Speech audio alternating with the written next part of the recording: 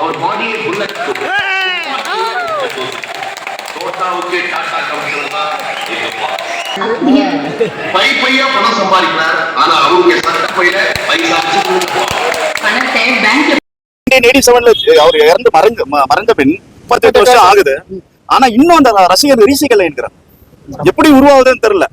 நீங்க காடுமல்லேஸ்வரன் ஒரு கோயில் இருக்கு, அங்க வந்து ஒரு நதி இருக்கான். அந்த நதி எங்க இருந்து வருச்சுன்னு தெரியலையா. வீர சிவாஜி திருமணம் பண்ணிட்டார், மேரேஜ் வந்து இந்த கோயில தான் நடத்திக்கிறாரு வீர சிவாஜிக்கு. அந்த நதி எங்க இருந்து வந்துச்சு தெரியலையா. அது மாதிரி புரட்சி தலைவர் ரசிகர்கள் எங்க இருந்து வராங்கன்னே தெரியல. எப்படின்னே தெரியல, கூத்து மாதிரி உருவாயினே இருக்கு.